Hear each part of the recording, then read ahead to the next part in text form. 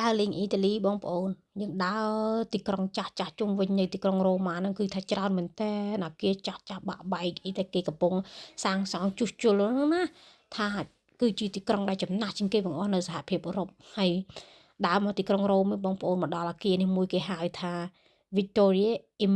Emmanuel Emmanuel ហ្នឹងគឺជាសារមន្ទីរឥឡូវហ្នឹងគឺជាសារមន្ទីរបងប្អូនប៉ុន្តែអា Victoria Emmanuel ហ្នឹងពីមុនមកវាគឺជាគេសាងសង់សម្រាប់ស្ដេចដំបូងរបស់ប្រទេសអ៊ីតាលីនិងសម្រាប់ស្ដេចដំបូងរបស់ប្រទេសអ៊ីតាលីប៉ុន្តែឥឡូវវាខ្លាយទៅជា museum បងប្អូនកន្លែង museum ហើយមានអ្នកយាមកាមអីហូយតែធំបងប្អូនអើយធំហើយនៅជុំវិញហ្នឹងគេកំពុងតែជួសជុលសាងសង់អាកន្លែងផ្លូវដើរផ្លូវអីហ្នឹងវាខូចខាតអីហ្នឹងគេនៅថ្លង់តែហឹងហើយទេសចរបងប្អូនអើយមនុស្សវាច្រើនតែមែនតើណាបើថាតាមមេត្រូអីឡងញុកដូចគ្រឿងកតំអញ្ចឹងហើយអាគារ Victoria Emmanuel នោះធំមហាសានធំហើយយើងឡើងទៅខាងលើហើយមើលអាចម្លាក់របស់គេដាក់ខាងមុខបងប្អូនសិតតែមាន security guard អីគេនៅយាមហើយគេមិនមែនចេះចូលទៅបានតាមចិត្តទេគេមិនឲ្យយើងនេះឈរថតយូរទេណាគេដេញឲ្យយើងទៅលើហើយយើងទៅចុះទៅតាមក្រោមវិញអត់ចុះតាមផ្លូវដដែលទេហើយនិយាយពីថាមើលទៅអូបងប្អូនអើយវាប្លែកភ្នែកប៉ុន្តែគាត់ថាចម្លែកថងថា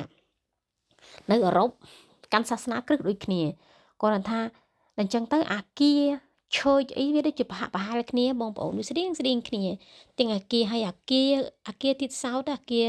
រស់នៅអាគារធម្មតាអី apartment អីក៏អត់ធ្វើខ្ពស់ដែរបងប្អូនគឺ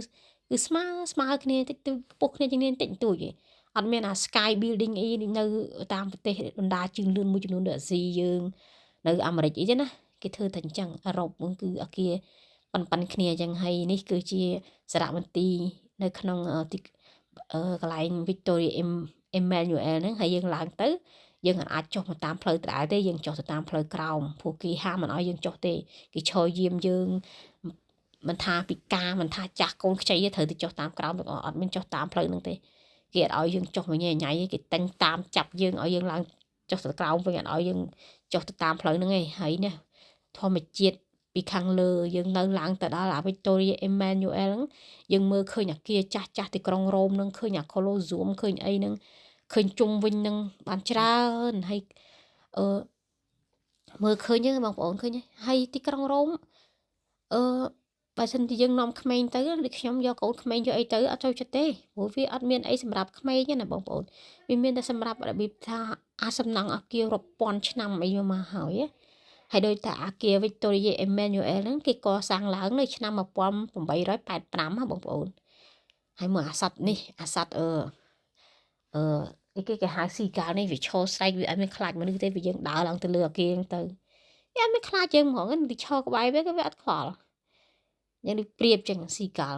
ហើយមើលនេះអានេះគឺជាទីក្រុងរ៉ូមមើលពីខាងលើអាគារអរគុណបងប្អូនជម្រាបលា